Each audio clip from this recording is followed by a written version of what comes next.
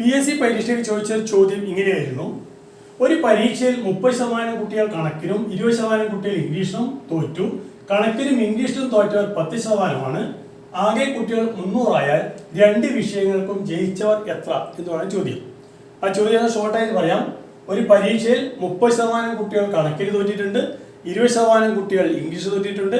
കണക്കിന് ഇംഗ്ലീഷും തോറ്റവർ 10%. ആകെ കുട്ടികൾ 300 ആണ്. എങ്കിൽ ജയിച്ച കുട്ടികൾ എത്ര എന്നുള്ളതാണ്. ജയിച്ച കുട്ടികൾ എത്ര എന്നുള്ളത് കാണാൻ വേണ്ടിയിട്ട് തോറ്റ കുട്ടികൾ ആകെ എത്ര ശതമാനം എന്ന് കണ്ടെത്തണം. അതുകൊണ്ട് എളുപ്പവഴി അറിയാം. നമുക്ക് ഒരു വ്യഞ്ചിത്രത്തിന്റെ സഹായത്തോടെ നമുക്ക് ഈ കണക്കിങ്ങനെ ചെയ്യാം. ഈ ഒരു ചതുരമാണ്, ഇതിന്റെ ഉള്ളിലുള്ള ഏരിയ തന്നെയാണ് ആകെ കുട്ടികൾ വിചാരിക്കുക.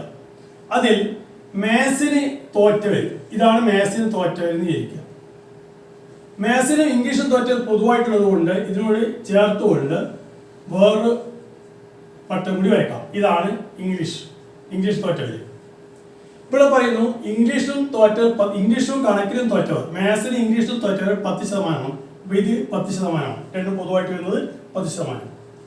കണക്കിന് മാത്രം 30% കുട്ടികൾ തോറ്റിട്ടുണ്ട്. അപ്പോൾ ഇത് 10 കഴിഞ്ഞാൽ ബാക്കി 20% കുട്ടികൾ കണക്കിന് തോറ്റിട്ടുണ്ട്. അപ്പോൾ 20, 10, 30 ആകെ മാത്സിന് തോറ്റവർ. ഇംഗ്ലീഷ് തോറ്റവർ 20%. 10 ഓൾറെഡി ഇവിടെ വെച്ച് കഴിഞ്ഞു. ബാക്കിയുള്ള 10% ഇവിടെ ഇംഗ്ലീഷ് തോറ്റവർ. മൊത്തം 10, 10, 20 അപ്പോൾ ഇതിൽ നിന്ന് തോറ്റവർ ആകെ എത്ര വരും? തോറ്റവർ 20 + 10 + 10, അതായത് 40% കുട്ടികളാണ് തോറ്റിട്ടുണ്ടാവുക.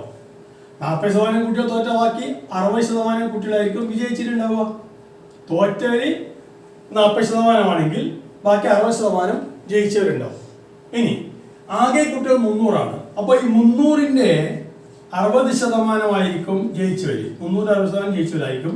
അതായത് 300ന്റെ 300 ഗുണിക്കണം 60% ഭിന്നസംഖ്യരൂപം 60 ആണ്. ഇവിടെ 2 0 പോയി. 3 × 60 150 കിട്ടും. അപ്പൊ 150 ആയിരിക്കും ആകെ ജയിച്ച കുട്ടികളുടെ എണ്ണം. അപ്പൊ ഓപ്ഷൻ സി ആണ് ശരിയായിട്ട് വരിക.